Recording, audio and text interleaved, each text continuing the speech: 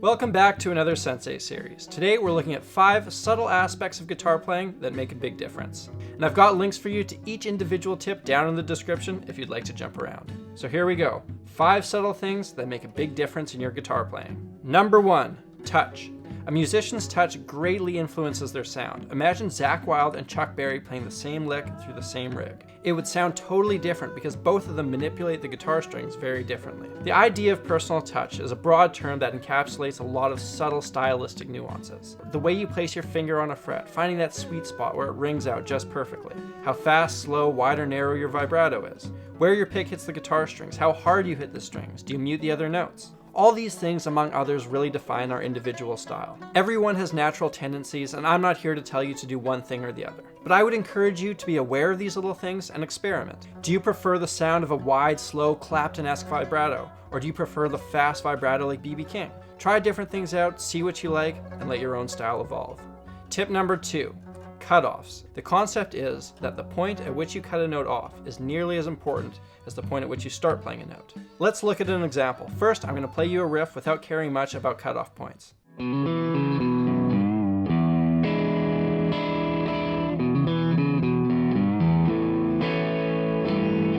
Let's listen to that same riff with attention to the cutoffs.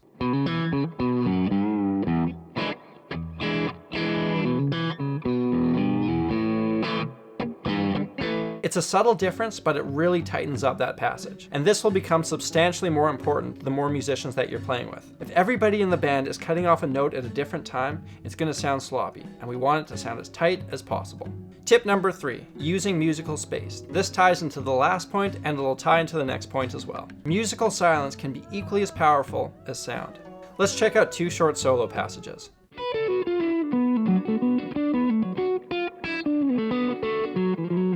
There wasn't much space there, and to me it sounded like musical diarrhea. Let's see what adding some space sounds like.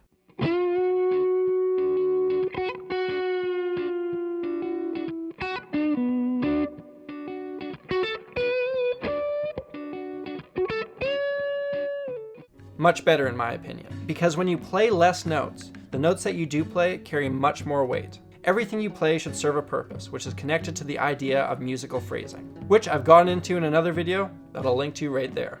Now, musical space doesn't just apply to playing lead. When you're playing rhythm, you should be very conscious of this as well. Say you're playing with another player and they play a lead riff like this. If you're accompanying that and you start taking up a lot of sonic landscape, you're going to be taking away from what they're playing, which should be the focal point. Let's look at 2 examples.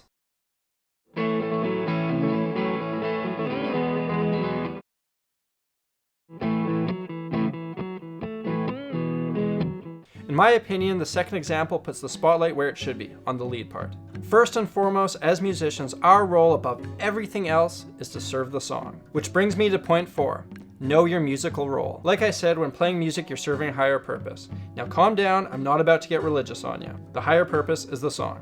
Now this is why a guy like Ringo Starr is one of the greatest musicians of all time. His drumming always fit those Beatles songs perfectly. A song like Come Together might not have the most intricate drum part, but could you imagine how it would have sounded if somebody was shredding drums all over top of it? The best musicians always put the greater musical good over their own ego. You may want to show off your chops, but sometimes if you're playing folk music, you just gotta strum open chords. So how can we think about this practically? Think about what your purpose is in a musical setting. If I'm playing in a blues rock trio, I might fill up a lot of musical space like this.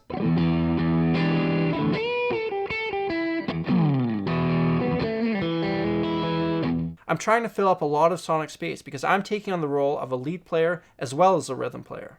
If I'm in a band where there's a guitar player strumming open chords, I might try to do something that complements that. Maybe play some arpeggios higher up the neck. And say there's a piano already filling that role, well, I might want to do something like this.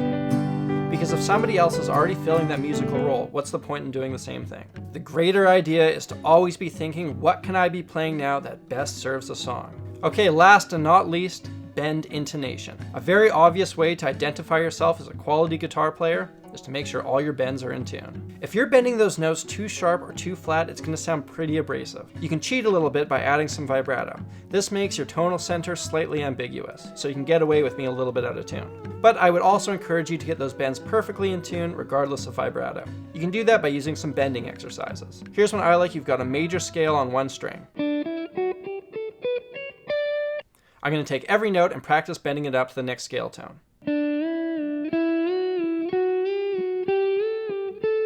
There's countless variations on this. You can use different strings, different keys, whatever. But use your ear and try to make sure that it sounds right. You could also practice some unison bending exercises, like this. And just like the last exercise, there's lots of ways to change that up. Alright, that's it for today. I hope you found this information useful. To let me know you've watched this far, why don't you leave me a comment telling me what aspect of your favorite guitar player style do you really enjoy. I'm Samurai Guitarist, and I want to give a massive shout out to everybody who supports me on Patreon. It's because of you, the videos like these are possible. Thank you so much for watching, and I'll see you again soon.